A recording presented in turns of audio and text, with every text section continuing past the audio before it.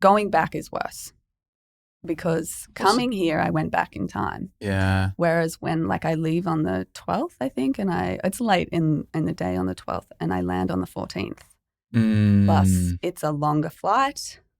Don't really know how that works, but it is. How long is the flight over there from LA? It's about 12 hours. Yeah, that's a long one. Yeah, it's not as bad as some. Some are to Europe and stuff can be up to 18. Damn. But the longest I've done 17, but it was because it was a 15-hour flight and we had to sit on the runway for 2 hours. We boarded the plane and had to wait for another plane to get in for other people to get on the plane. Oh, so it was like a stopover. But you didn't get off. Yeah. I don't know what the hell's going on, but we had to sit there for 2 hours and then it was a 15-hour flight. That's horrible. That was a long one. Yeah. That was a really long Also one. because you're sitting there going, this is not I'm not moving anywhere. Yes. And I'm not being productive. This is not getting me to my destination. No. At least when you're on the plane and you're actually going somewhere, it's all right. Yeah. It's like when I'm in an Uber, I like to be moving all the time. As soon as I stop at a light, I'm like, I want to be moving. What? Do you think you're going to get kidnapped or something if you stop moving in an Uber? No, I just like the motion, I guess. I don't know. I noticed it on the way here. Maybe it's because I was nervous and I didn't want to be late, but every time there was a stoplight. If I'm not driving, I don't mind stopping if I'm driving. Because you're not in control? Probably. Yeah. I can't stand Uber, but it's because, so I used to always ask to sit in the front because I get car sick. If I'm sitting in the front, a little bit better. Back, done. It just immediately sets in. I'm feeling like shit the rest of the day. Yeah. But then the whole COVID thing really screwed that up. So now people don't like you sitting in the front. Middle?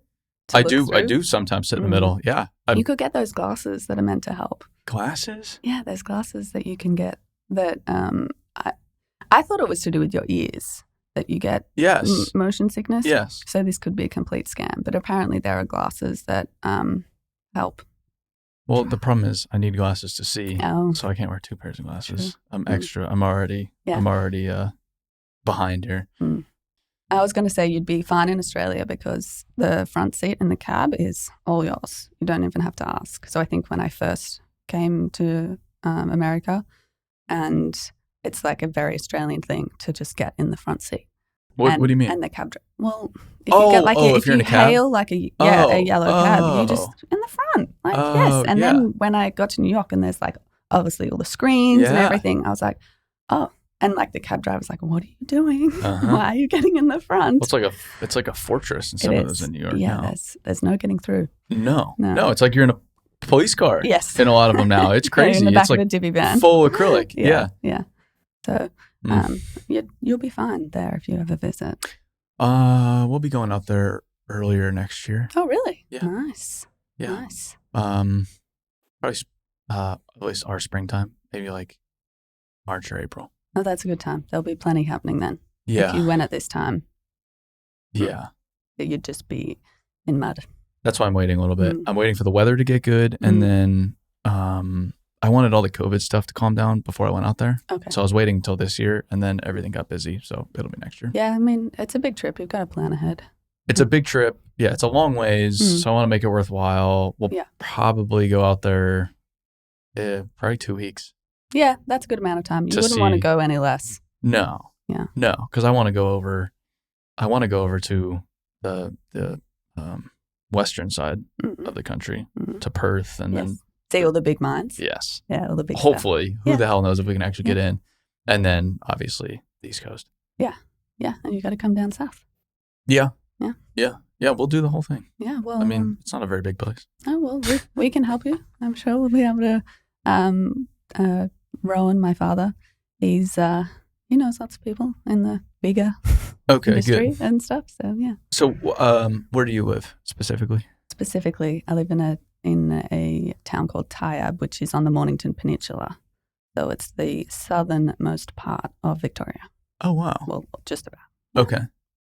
So did you grow up around the industry your whole life? Has your dad always been in it?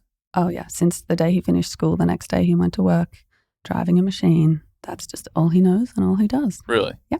School, did he go to college or right out of? Just straight out of high school, literally the next day.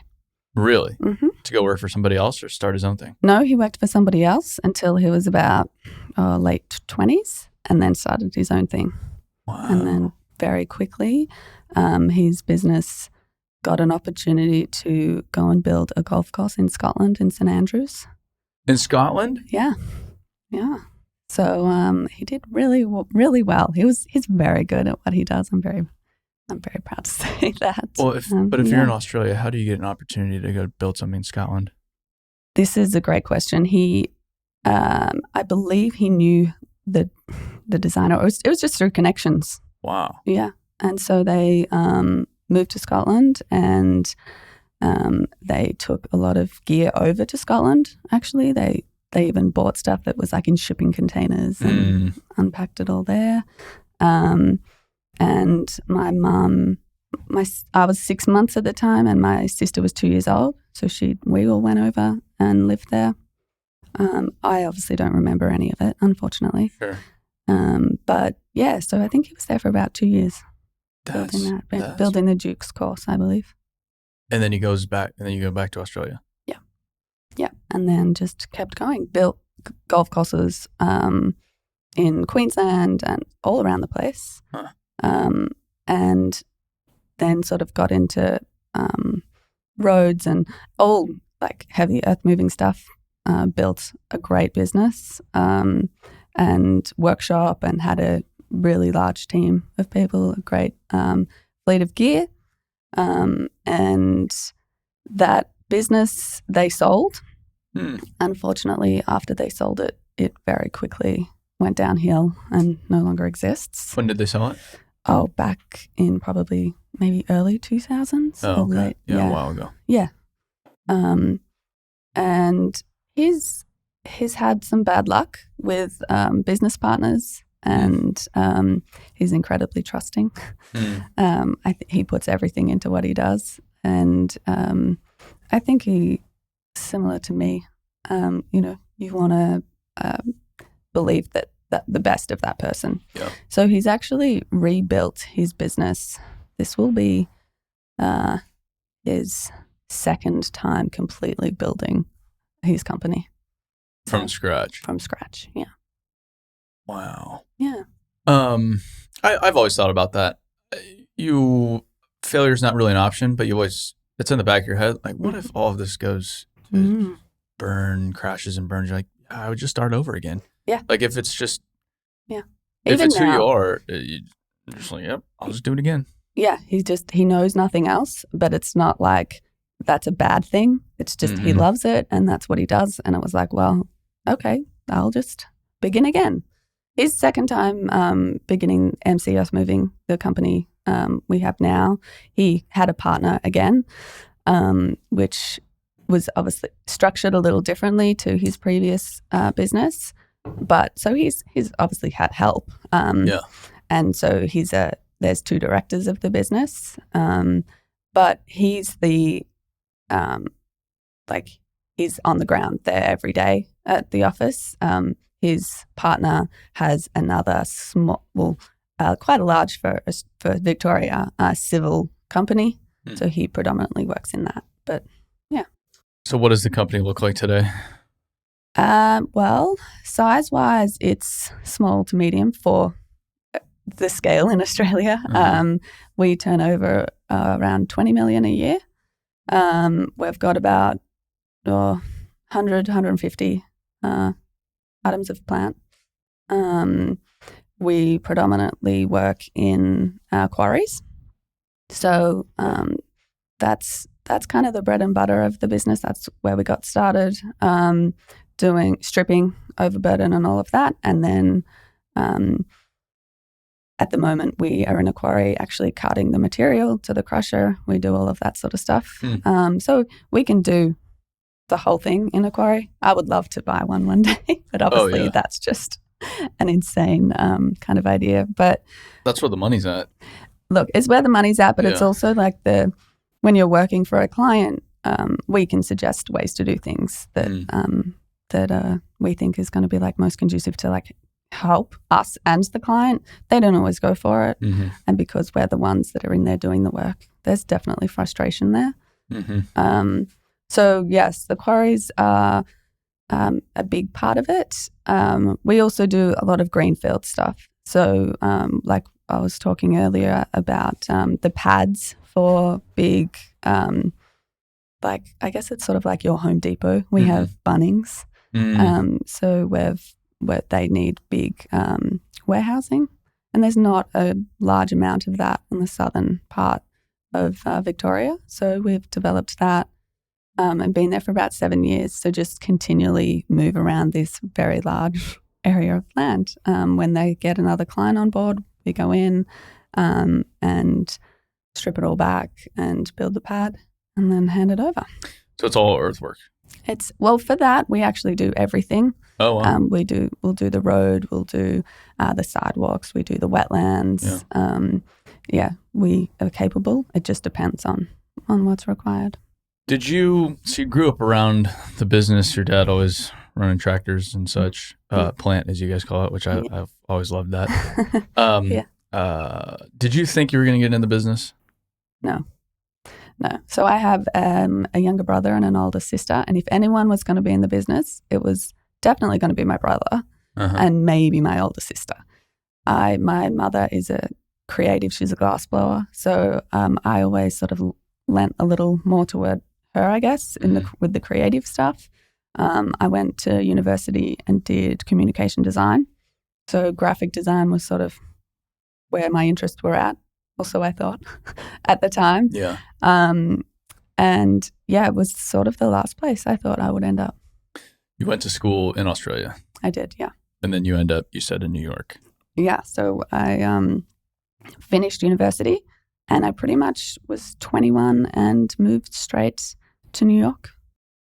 How does that come about? I'm always fascinated by people going to work in other countries. I mean, 21, I'm 27. I don't know what I'm doing. 21, you really don't know what you're doing. No idea. I look back now. I think I had a lot less fear then. I was like, yeah, I'm going to do that. I guess that's part of it. Yeah, like, you just have no idea. Whereas now, even just coming over here, I was like, I think I'm a bit anxious. And I'm like, why? I've done a lot of traveling on my own. I moved countries, so it's kind of hard to get your head around a bit. But there was a visa created by our governments, I think during the Howard government with Bush, that in exchange for troops, they developed a visa called the J1 visa, which enables anybody who's either studying or within a year of finishing, they can move to the United States for a year and work and travel. So it's interesting. So I jumped on that, got that visa, and moved without a real plan. I was like, I'll figure it out. So you just show up to New York? Yeah. Wow. Yeah. A guy I was dating at the time, he had done it. I'd always wanted to go to New York, and I was like, all right, I'm going to do that too. And within 6 weeks, made the visa happen and just got there. And then the plan was to figure it out. And so I worked in coffee shops and I did internships and just sort of hung about and just got to know the city, and I loved it.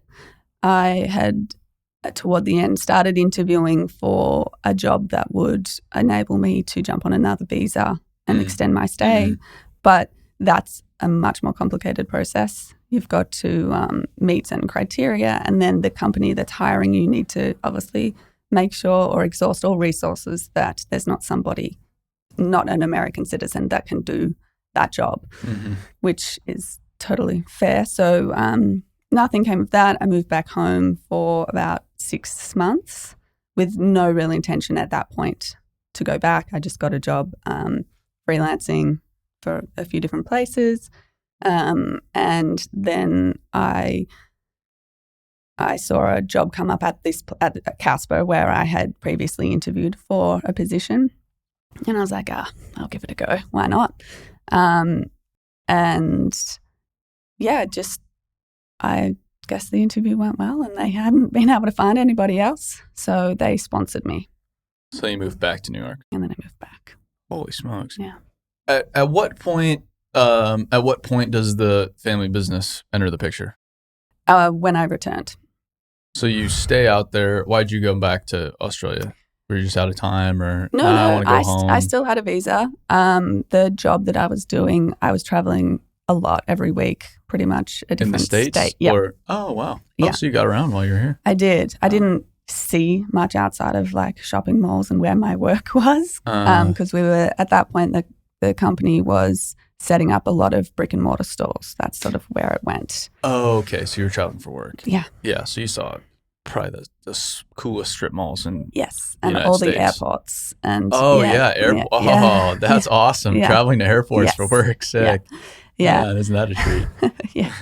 And I guess I felt a little bit lost after a few years. You obviously, New York, you party hard and you work really hard, and I was exhausted. I think my mental health was definitely struggling at that point. I was like paying my way mostly, but it was tough. And I really miss my family. So I had initially resigned from my job about 6 months earlier, and the company were like, no, you've got to stay. And so I had changed my mind and I stayed for maybe another 6 to 8 months. And then the next time I'd gone home and visited again and was like, no, that's what I want. I want to move back. Do people buy mattresses in airports?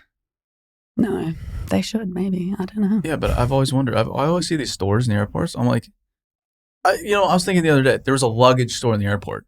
And I'm like, oh yeah, it's in the terminal. So I have to go through security. I have to check my bag, and then I have to get there. Yeah. And so I'm just sitting there. I'm like, who the hell walks by? I'm like, you know what I need right now? I need a suitcase. Well, I have one check bag on I'm bringing Yeah, I thought the exact same thing. I got to LA and had to change terminal. So it wasn't like the big international, because I was just doing a domestic flight. Yeah. And I walked in and there's obviously like the newsagents and maybe some food places and then a Spanx store. Yeah. I was like, this is not helpful to me right now. That's just what I need right now. Yeah. Just going to grab some Spanx. But that was the only store. I was like, I don't know what, whoever's doing your retail. I don't get it. Or when you go to the international terminal, you have to walk through the duty-free store. Yes. And it's like, that is exactly what I wanted. I wanted a handle of Grey Goose, 38 packs of cigarettes, and a 1 pound bar of chocolate. Like, that's everything I needed for my flight. This is great. Who the hell?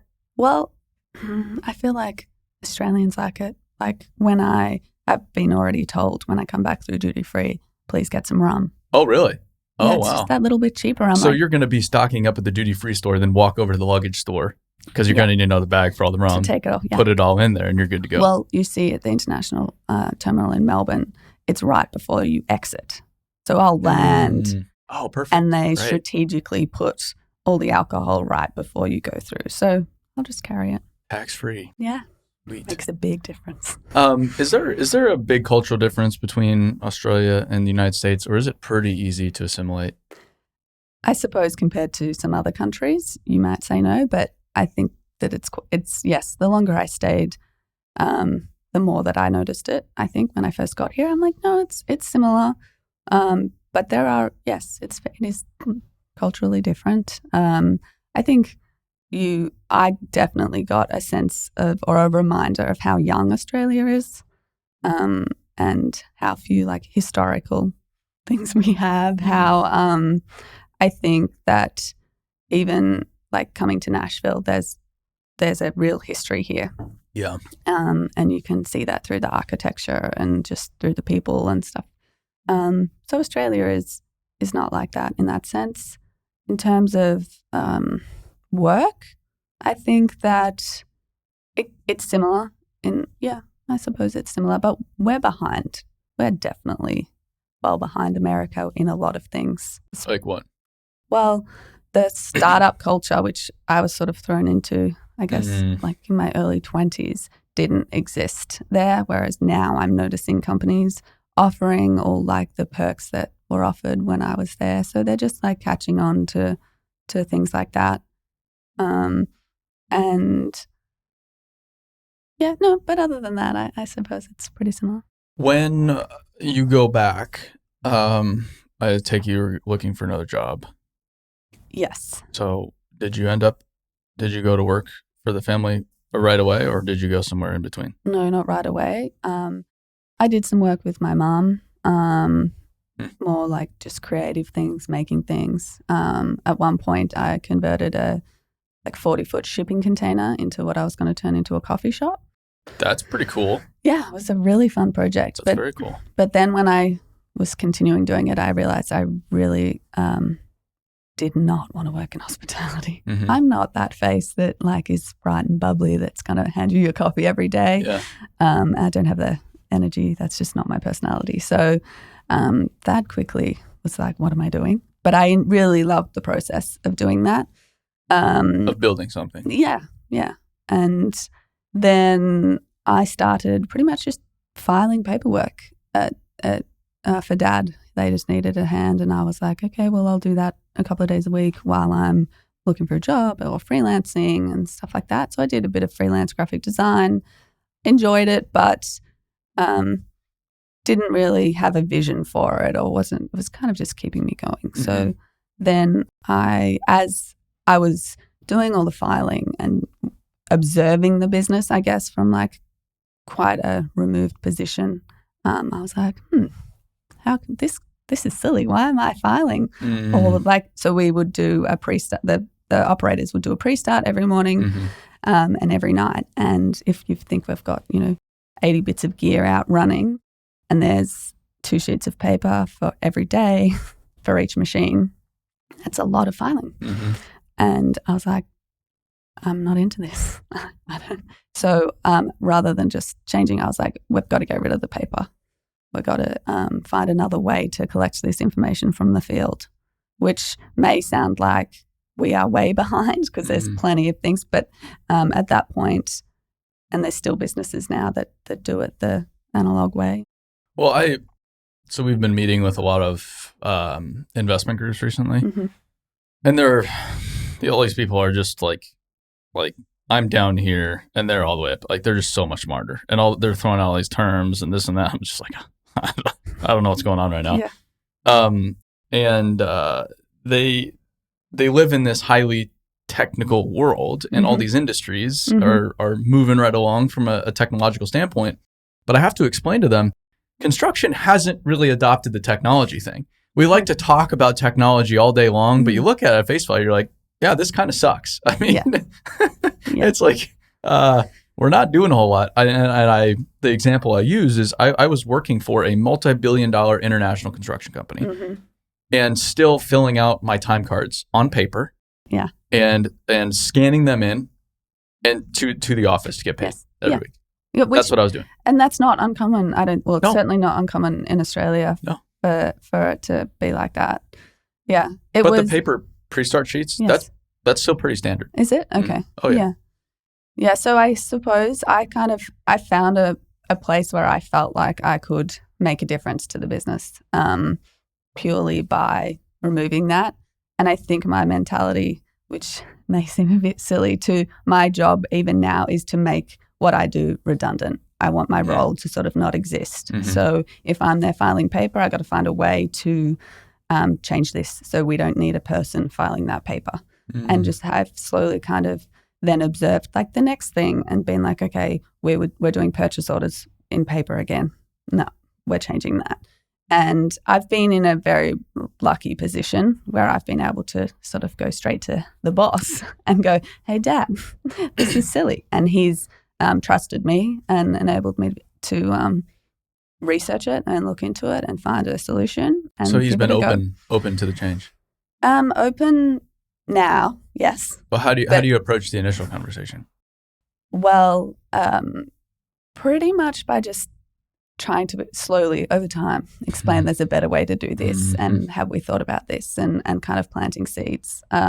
He's the kind of person that you might ask or say, what about this? And he'll sort of be like, no. But a couple of days later, he's thought about it and and then he'll come back and say, hey, let's give that a go. And I have learnt that about him through working so closely with him.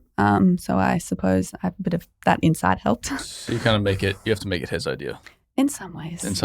Yeah. And then I think just really selling the point that it's going to help the business. It might be an undertaking in the beginning and pushback is going to be expected.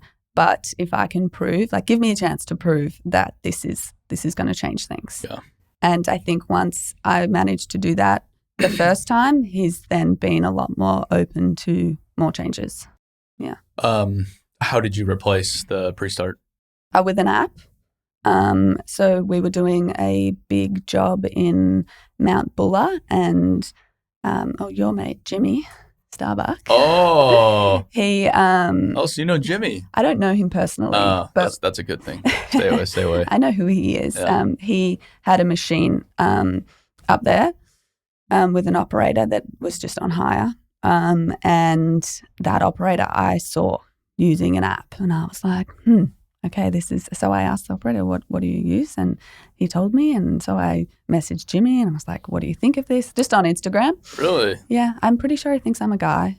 He might probably thinks I'm my brother or something. I think most people on Instagram do. Yeah. I get a lot of like, hey mate, and like thanks boss and stuff like that. And I'm like, yeah, okay, that's fine. On the and that's on the company. Yeah. Yeah. I was just talking to someone about this the other day. Yeah. She runs a big company profile in the industry, a woman, and she says, yeah, everybody thinks I'm a guy. Yeah. Which isn't necessarily a bad thing. Oh, I don't care at all. Yeah. But I do laugh when I get these messages and stuff. And I mean, as a female, we get called mate all the time. So it's not necessarily that they think that I'm male. I just think it's with the things that I'm posting on the company Instagram, there's a assumption that I'm likely a guy. But so Jimmy said that he was happy with it, not like in love with it, but it was doing the job. So I started my research from that and ended up adopting the same app, which we still use now. It's definitely grown and developed since we first started, which has been great. Mm-hmm. So it's been kind of nice to see things that we wanted a couple of years ago, they're now kind of implementing now. So they're definitely working on it. The biggest challenge with that was getting the operators on board. Yeah, and so how do you do that? Well, with persistence and patience and just offering them help. I think the biggest thing about it is they're just scared of it. It's intimidating. They didn't all have smartphones. So one thing was if they didn't have a smartphone, it was like, okay, well, do we need to get you a smartphone so that you can conform to this new thing that we're doing? And a lot of them eventually have taken it on.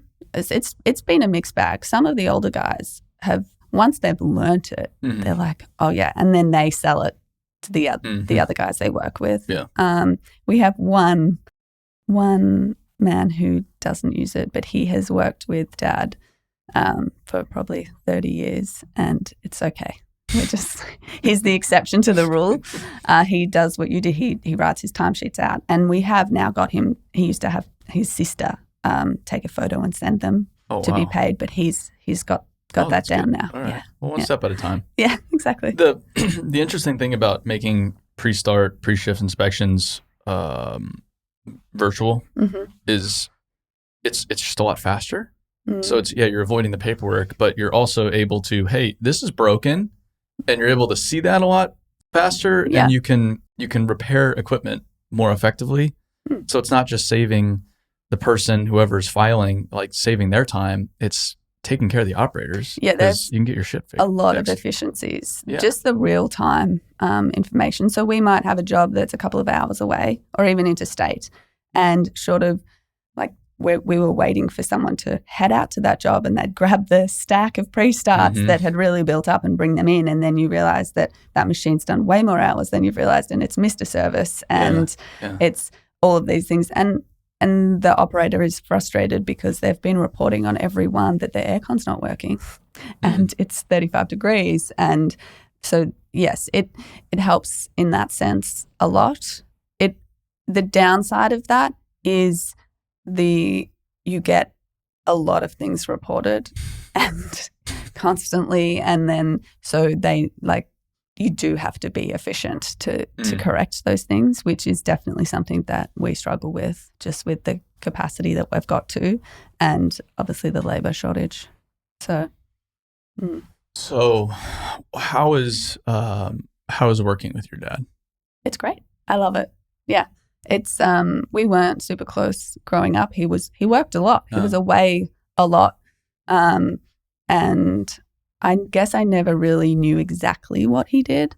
I knew that he had big machines, and I didn't pay a huge amount of interest, I don't think, in that sort of thing, because it wasn't there. And he didn't come home and discuss a whole lot of work stuff at all. So, but growing up, we grew up on a farm, and he was always outside. So whenever he was home, I think he has a rule in his head that he can't be inside in daylight hours. Like, it's just yes, he's outside all the time, always doing something, and that's just his.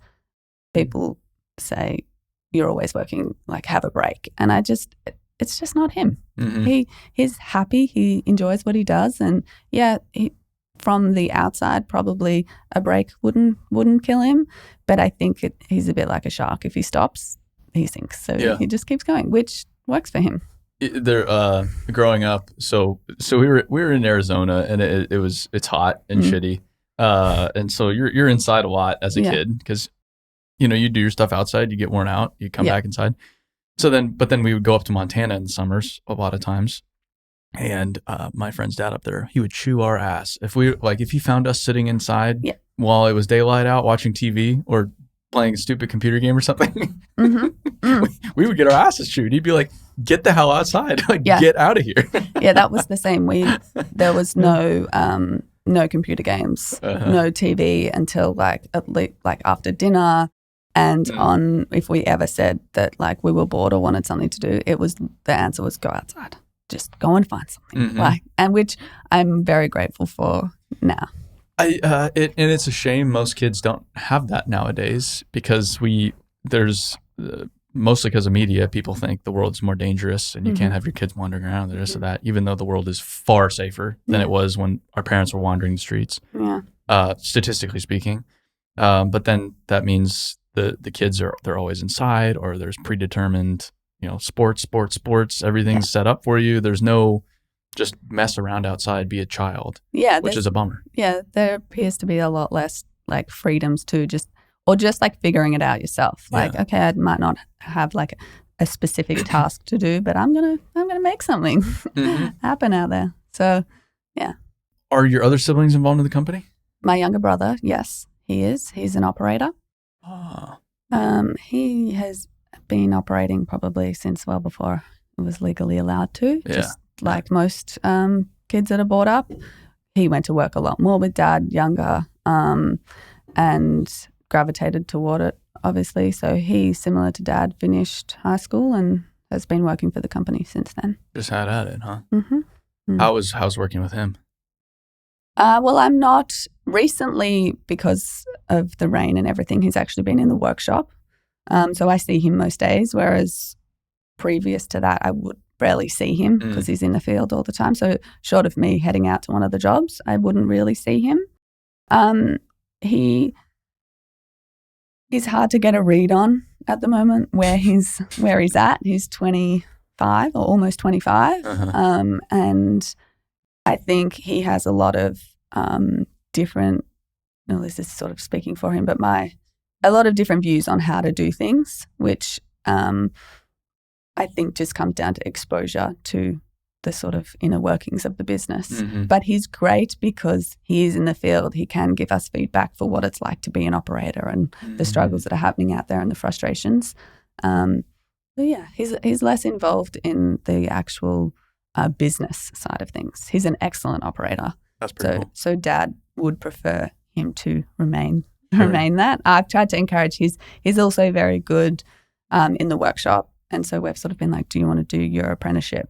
And Dad's a bit like, but then we'd lose him as an operator, and he's really good and they're hard to find. So yes, it's a bit of a catch-22 there, but yeah. I'm thinking through this. Something I get all the time, which just cracks me up, is people don't know me. It'll be from people that don't know me very well. They'll be like, "Oh, you must be the owner's son," because I'm running around on job sites just dicking around. My dad's a lawyer. It's so far removed from anything construction. Yeah. And so it makes me chuckle. But then it also insinuates people think that whoever is the owner's child has it easier than everybody else. In construction, I haven't found that to be true. No, Max, my brother, is definitely, he hates anyone that introduces him as the owner's son, like immediately. Yeah. He's just like, because of that stigma. It takes your credibility from you. It's like, no. I've had it harder than everybody else here. Yes. I think it can work both ways, sometimes to your advantage. I think luckily, I definitely have that a bit, I suppose, being female as well. Obviously, I'm not operating, and so what would I know? And so it's taken a little bit more time to prove myself in that sense. But I think once you have that respect, they're like, oh, all right. And I think that's a really rewarding, well, it has been for me, feeling to sort of be able to say like, oh, I know what I'm doing and what I'm talking about mostly sometimes. How do you earn that respect as a female? I think it takes time just being there. And I've struggled. I also don't think it's just specific to being female. I think Max has faced it too. Yeah. He just gets up and goes to work every day like everybody else. There's no special treatment. And I think it just takes for your coworkers to see that, and day in and day out to see that like you're committed, you're not coming in late, you're not taking it for a ride. You are treated pretty like equally across the board. And it's been a little different for me because I've obviously come in and then created all these changes. So I have ruffled feathers here and there, and but I suppose that's going to happen whether I'm the child of the owner or not. So that's just what happens when people don't like change. Yeah, and that's when I was working, I would be at a different company every year. So it was you were starting over from scratch every year. Yeah. And that was the first thing I learned was you bust your ass. Yeah. And you earn the respect of everybody. And then you're in. But until you earn the respect of everybody, like don't have any kind of expectations, don't expect to learn anything. Yeah. People are they're not total assholes, but you have to earn that before. And I think it's advantageous to be a young person in the industry right now if you're willing to work hard, because then you come in and they're expecting you not to be worth anything. And then when you are worth something, they're like, oh, okay, so this kid isn't that bad. And then they're totally on your team. Yeah. Which I think in the grand scheme of things is a good thing, because once you're in, you're really in. Yeah. But I liked the whole proving people wrong thing. Like, yeah, I know I'm this little kid out here. Yeah. I don't know shit, but I'm going to work just as hard as anybody else. Yeah. And then. Yeah. And I think also respecting that those people have been there longer and they probably do have a lot more knowledge. And so, like, I wanted to learn from a lot of them, and I wanted to find out what they were doing, and I showed interest in those things as best that I could. And then they sort of see that, like, okay, you're interested in this. You're not just like a female that's coming in and just for a job. There's a genuine sort of like investment being made, and so that helps too. What is interesting about all of it? What do I find interesting about all of it?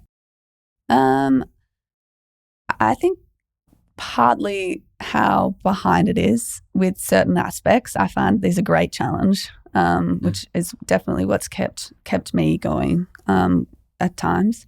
How underrated it is definitely motivation for me, because I have like other women who might be school teachers or something, and they've got on the Instagram and then they've messaged me and they'll be like, oh my God, is that what you're doing? And I'm like, yes. and they're immediately like, no, I showed the kids in class and they think it is the coolest thing ever. And I'm just like, okay, well, it's not new. It's been around forever. Yeah. So giving that sort of exposure to people that probably normally wouldn't, and I suppose because I'm not from like if my brother was to post it, say, on his social media, it's like, yeah, okay. Mm-hmm. Yeah. But whereas when I post it, there's a lot, slightly more like diverse audience just personally that are looking at it and go, like, that's cool. And so that I'm like, yes, I definitely get a kick out of that when someone who would maybe be the last person that you would think would show any interest is like, no, I work at an all-girls school and I showed them, and it's really cool. That's neat. Yeah, so things like that is what I definitely like about it. And just trying to solve the problems within it. I think that I'm in a unique position where I do have some ways to make change, at least within our business, whether it's across the industry. I would hope one day that I could, but to be able to see sort of where things were to where they are now, that's hugely rewarding for me. What are the other changes that you've been able to implement? Just basically, really simply, just organization and things like that. Just how the communication is between everyone has definitely been something that I've worked on. Having meetings, just one every fortnight with, the guys in the workshop and a representative from the field like my brother, myself, and then being able to sort of bring things together.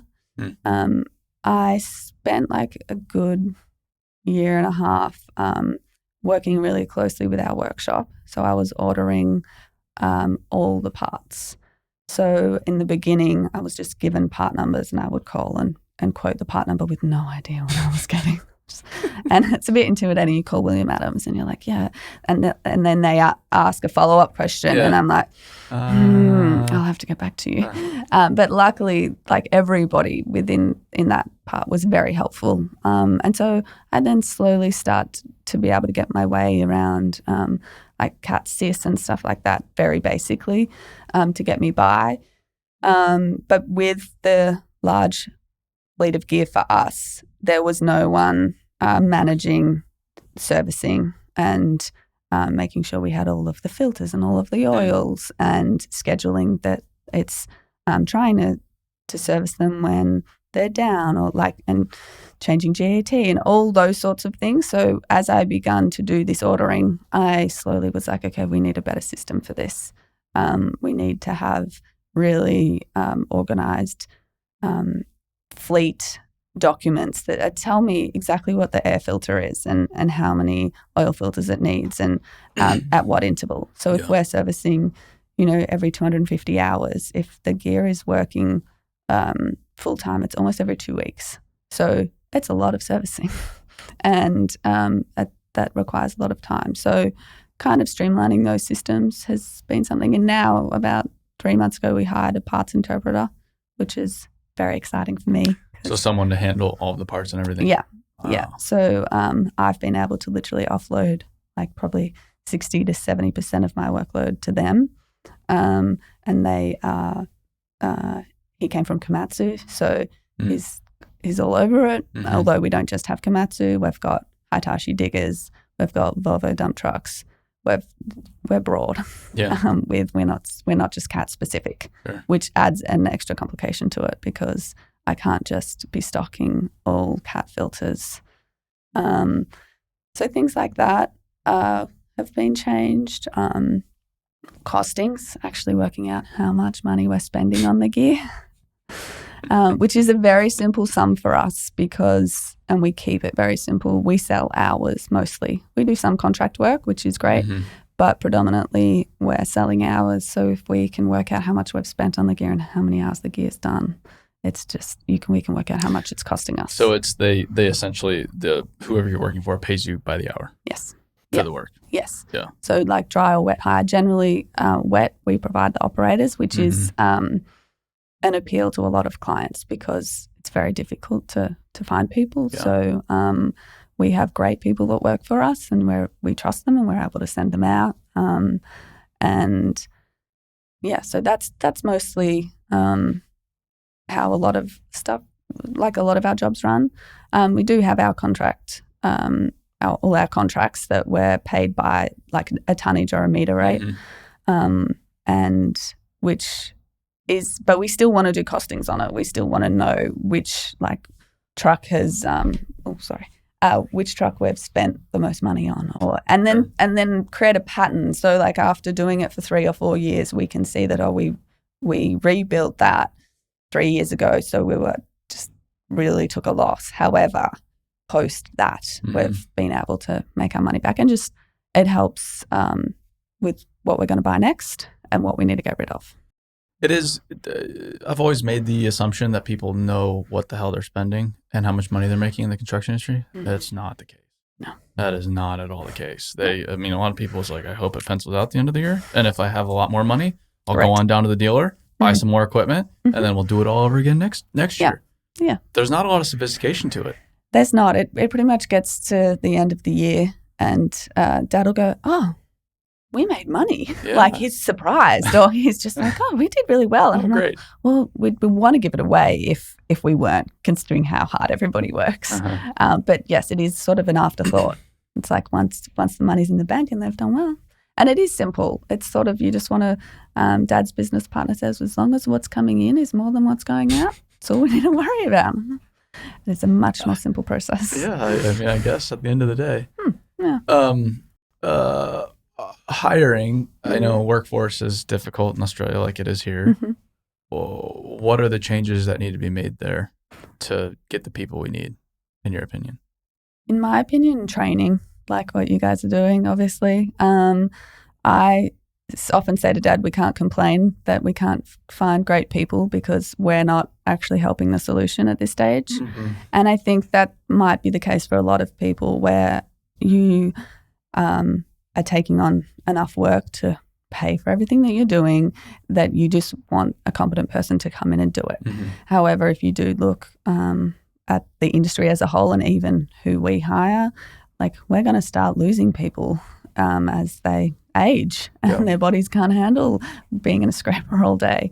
And young people also, I think, aren't putting up with the damage that, like, my brother has a bad back already. So I think that's definitely got a lot to do with it. Like I've heard you say before, people will message, how do I get into the industry? Like, what do I want to do? And I get those messages and, refer them to HR and say, send in your resume. And unfortunately, a lot of them don't get that shot because we can't afford it. Yeah. We can't. Also, I think insurance has a lot to do with it. It's a big undertaking and it's time consuming, which are not excuses, of course, but when it comes down to, well, we need to get this job finished, it's less of a priority. I think that it's not until it really starts to hurt that people are going to go, okay. Yeah, well, it's starting to hurt, which is why the tone's changed. But I think a lot of it's systemic. There's this, and I was just talking, I'm starting to kind of figure it out more and more, but there's this big push for safety, no accidents, no tolerance whatsoever. But then how do you expect all the people that are now good operators? That's how they learned, is by making mistakes. Yeah. That's largely how you learn. And it's such a valuable part of the process. I'm not encouraging people to go screw everything up, but we've created a situation where mistakes are not possible. But if that's the only way people can learn, but we haven't created a situation which they can do it safely, right? Then what like?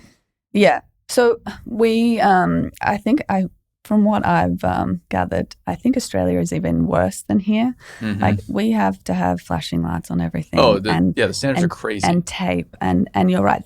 There's definitely, they all want no incidents as soon as there's an incident. And obviously, I think some people, like, it is dangerous. You are working, like, there's so many possibilities for things to go wrong. We generally try to, this past summer, if we have a greenfield site where we have more control, we're not having to adhere to all the mining standards. We have more flexibility to put some young guys in that have been labouring in the workshop. And we're like, do you want to try operating? And that's been really great. And I want to do more of that. But you need to have the greenfield site to do it. And you've got to have the right people to teach them. And I think not anyone that knows how to operate knows how to teach. Well, yeah, we've learned that. So, yeah. So oh my gosh. We have a couple of guys that are incredibly patient, and they're very enthusiastic about the industry, so they're very willing, and they want to kind of help that. But the fascinating thing is a lot of people have never, they were never taught how to operate.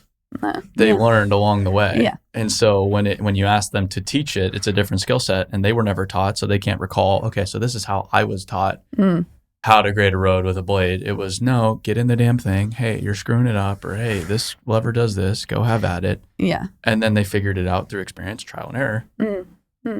Yeah, and I think they might also be a bit like, well, I had to just get in and figure it out. Yeah, so you should. Yeah, exactly. Yeah, you've got to follow the journey that I did. Exactly. Yeah, because I got my ass kicked. You need to get your ass kicked. Yeah, I also think that the next gen gear and stuff is not helping in terms of, well, we don't have any of it for starters. Our fleet is tired. It's we buy all second-hand gear, and so there's definitely an appeal to the company that has the brand new shiny digger, and possibly, I'm not speaking from experience, but possibly an easier way to operate. They're almost automated, so the skill isn't required there. So they might come from a company that's had that, and then be like, I've been operating for 3 years, and it's like, yeah, but it's a bit different when it's you're not in that piece of machinery. Well, and it's a different kind of skill to run a machine with grade control. I mean, I've seen some of these people that can really dive into like a Trimble 3D system, and they know their way around it, and they know how to manipulate the model, manipulate the machine, diagnose problems. It's a totally different skill set, and that person is a weapon in that machine. It's just a different skill set. You're pairing basic equipment operation with technology. Yes. But then the people that don't like the technology very quickly just, that's not operating. Oh, you're not as tough as me. It's like, okay, all right, yeah, maybe I'm not as tough, but if I figure this shit out, I can finish faster than you can. Yeah. So who's right at the end of the day? Yeah, definitely. And I think that there's partly that we don't not have that gear because we wouldn't like it. It's just an overhead. It's not cheap. No, and our model is largely based on, we buy a lot of our gear from Ritchie Brothers or from whatever auction site Rowan is looking at, and he takes a gamble because you never know what you're going to get.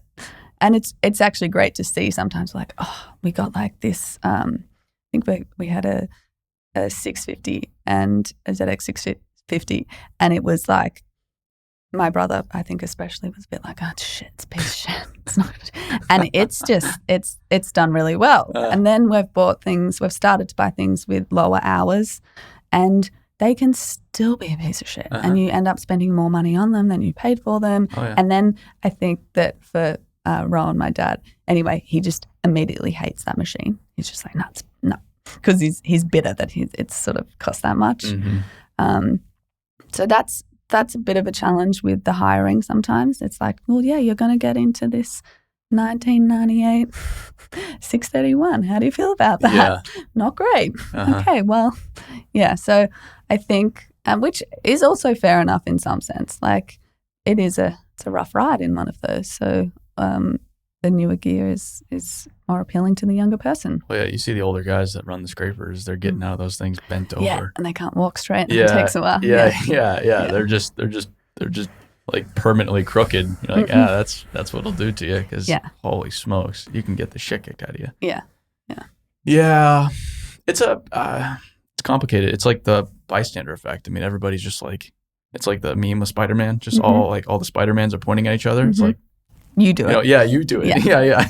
It's like, well, everybody's pointing at each other right now. No one's doing it. Yeah. So what are we gonna do? Like, the hourglass, the sand's only going through it more and more and more. You're not putting any more in the top. Yeah. When does it break? Yeah. I don't know. Yeah. But at least people in our age group are like, we're sitting here, hey, we need to do this differently because I have a lot. There's a future here. This is what I'm doing now, and I'm pretty sure I'm not going to be changing. So I need to make sure that this business can still exist in 20, 30 years. Yeah. It's pretty cool. You've been able to help modernize the business.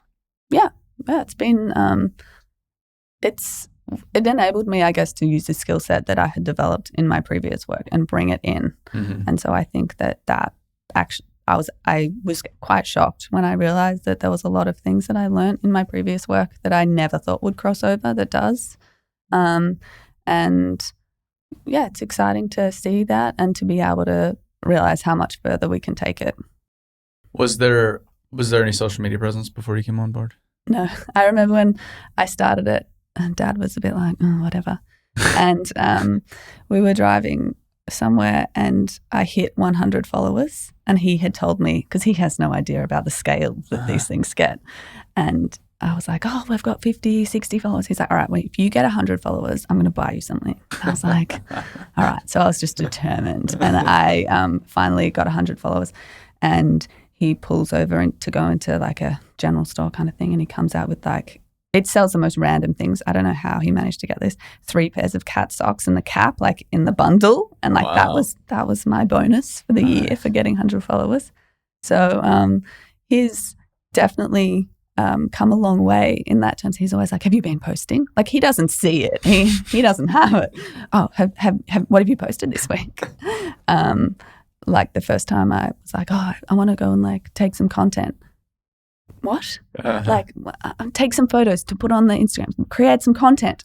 Oh, yeah, okay. Like just, it's a different world. But he has noticed how it has, it's slowly like we find people and we can get our name out there. And it's not, we don't necessarily at this stage need it in order to get work. Mm-hmm. We have a core, maybe 5 like clients that we are really lucky that we can get continual work with. So we're not constantly out there bidding jobs and stuff. We definitely do because we want to expand. But so it's been good for from the hiring point of view for even someone that sees a job ad when they look us up. They're like, okay, it gives you a bit of a vibe of what we've got. Well, yeah, I mean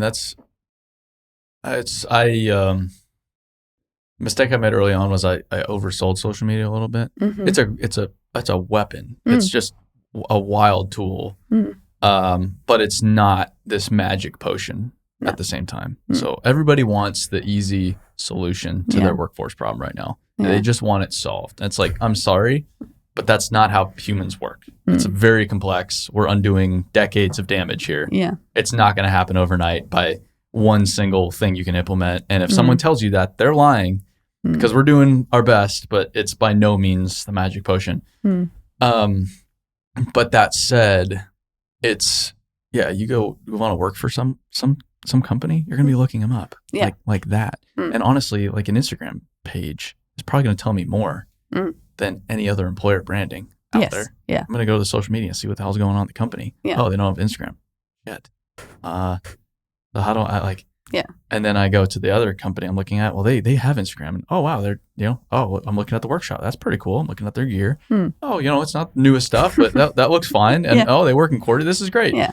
So then I'm feeling good. I'm feeling better about applying with that company than I am the company that's like, oh, you should just come knock on our door. Yeah. Because that's what people do. Yeah. It is a good tool. I mean, I don't post all the time. I think that perhaps if I was more consistent and posted more, we could probably have more followers and like build it. But as you said, it's not going to fix the problem. And so I don't,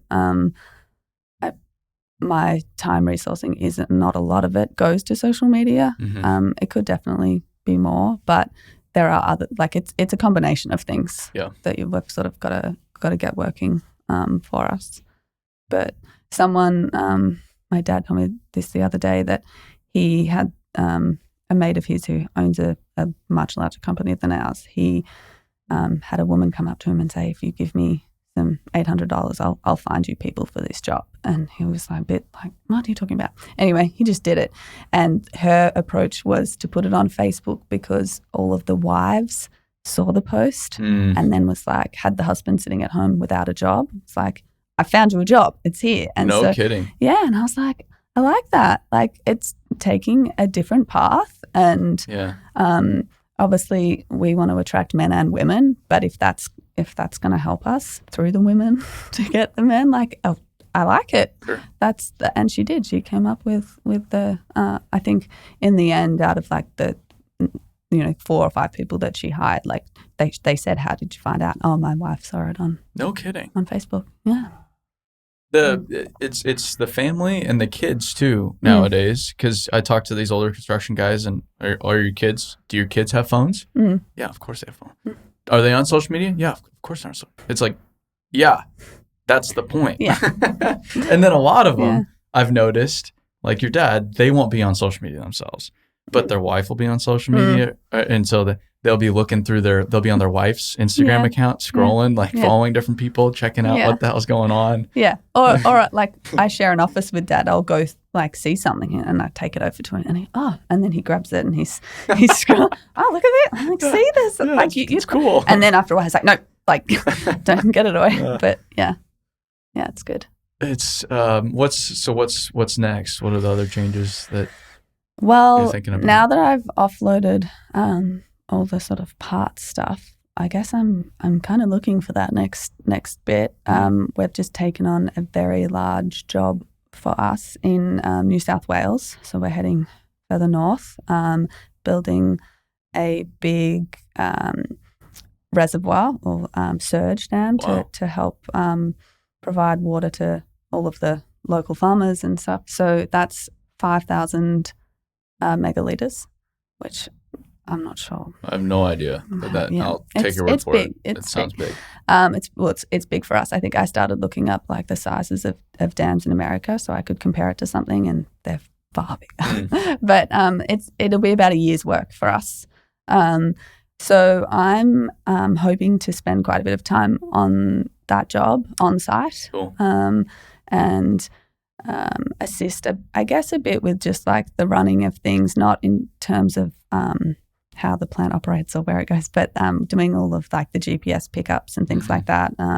All of the soil sampling. We'll have 2 testers there permanently. Yeah. And that takes like quite a bit of admin and just like someone there to, because I guess I do have an understanding now of the maintenance side and can communicate. It just makes it that bit easier, I guess. And I'm curious to see what it's like day to day on a job like that, which I haven't done. How far from home is that? It's about a 6-7 hour drive north. So you'll live out there? Yeah. I'll probably do a few weeks there and then come home and go back again. Wow. Just depend on how busy we are. Unfortunately, the jobs was meant to have already started, like everything. Yeah. There's delays, which pushes us into a really bit of a tight spot because the later in winter it gets, the busier as it starts to dry up. So it's probably all going to come to a head at once where all of our jobs pick back up again. So we're going to try to set it up with our guys, have them out there and then try to hire locally to support it. Yeah. And then send our guys back home to do their work and keep that going. Wow. So hire substantially locally then. Yeah. Yeah. So it's, and we're still figuring out what, like, for instance, it's a perfect scraper job, as Rowan would say. It's ideally if we could find, some great scraper operators, he would do it that way. But with the way that things are mostly, it's easier for us to get like a killer excavator operator who we know can just load trucks and it's just although it's not ideal, it's probably going to be the way that we go. I still have faith that we're going to find some good operators because I'd love to. Rowan loves scrapers and so he's bought them and they've sort of just, we haven't had a great job for them. So I'm like, get them out. What size? 631s. Oh yeah, those you can move some. Yeah. Crazy amounts of dirt. But the problem with the scraper is people think it's an elementary machine, so they'll throw beginner operators into a scraper. It's not. You have to know what the hell scraper operator and dozer hand, scraper operators and a dozer hand that knows what the hell's going on. It's a great team. Wild what you can do, but if you don't know what's going on, it is just like a while back. It was within the same week we saw some operations that they don't typically run scrapers and you could tell. And then some operations where they only run scrapers and you could tell. It is black and white. Yeah. Black and white. Yeah. Well, over the summer we have tractors and bowls as well. And we've found a really good like introduction for some of the younger guys. So we were just running case tractors with K-Tex and some John Deere's and stuff. Yeah, that's nice. And that was really good to, obviously, the operation of a tractor is like, I think I could probably, manage that. But just learning how that sort of a job works, and then put them in the scrapers. And that showed a really big difference. Like they had the feeling of things. Obviously, it's a totally different machine, but it just did give them a sense of at least understanding what they were doing and stuff. And so I feel like that was something that I want to do again, is like bring some, because a lot of the time, like even with an excavator, apart from size, you're sort of just thrown right in there. There's not like, a stepping stone to getting to operating that. Yeah. So I think that could be something that we could continue to do if we have the right job to do it, where we've got a bit more time and a bit more freedom to put some greener operators in. That would be good. But yeah. What size excavators? Well, we're pretty diverse. We've got, our smallest is 1.2 ton, and our biggest we've got 4 1200s. 1200s? Yeah. 4 1200s? 4. Yeah. Wow, yeah. We just got a face shovel. Holy smokes. Our first EX 1200 face shovel from, where did it come from? Maybe Germany or somewhere. Wow, a 1200 face shovel. That's unique. Yes. Yeah, so we got it specifically for one of our clients to work on a job that we've got a contract there for a few years, so it was sort of like a bit of a strategy, and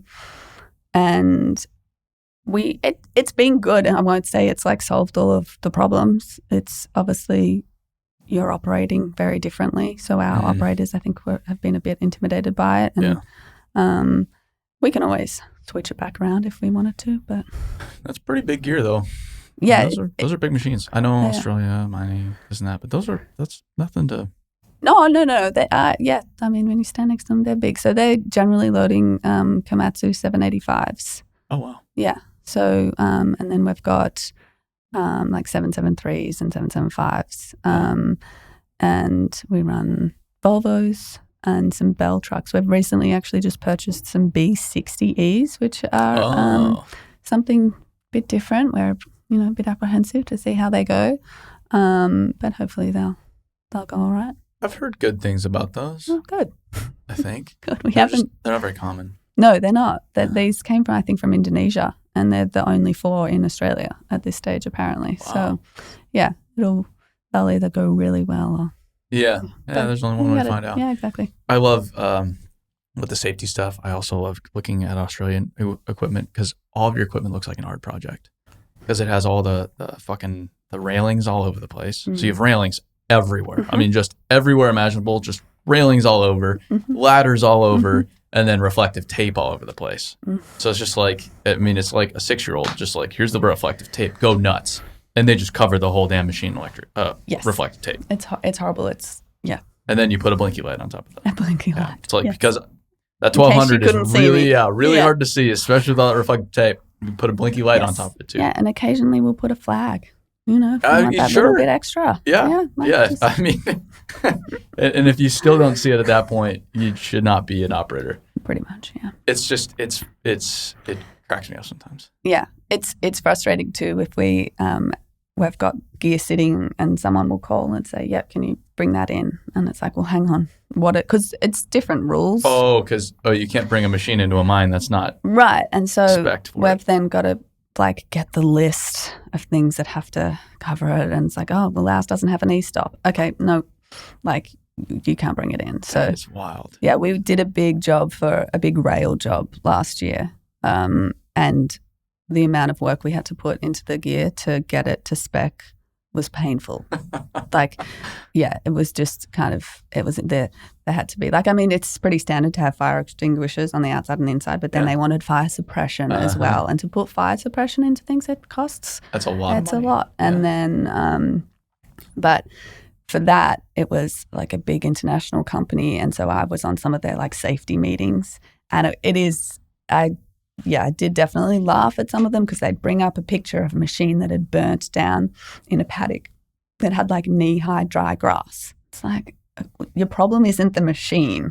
Like you probably should have cut the grass first, and like that would have mitigated the problem.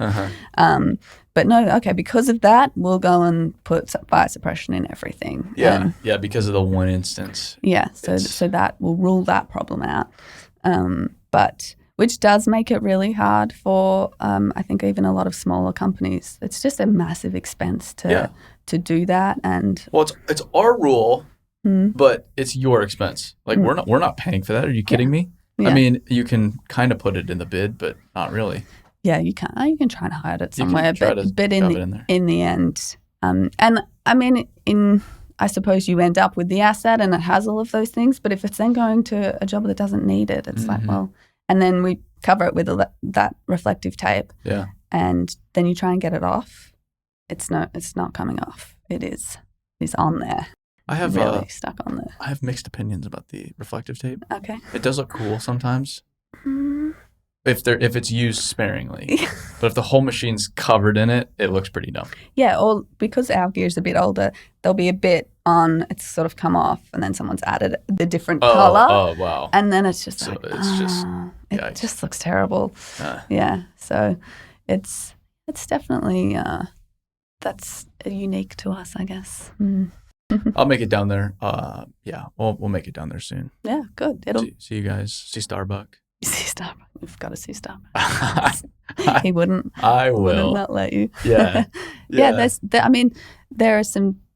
much bigger gear and some great spots to see in Australia. Like that, I'm sure it might even impress you. Yeah, the scale. I mean, the U.S. we do cool stuff. But there's other countries that really rely on resources, like Australia. I mean, a large part of Australia's economy is driven by resources. A large, huge part of it. U.S. isn't really like that. Yeah. So there are some bigger developments, but they're more rare. Australia is just blowing and going.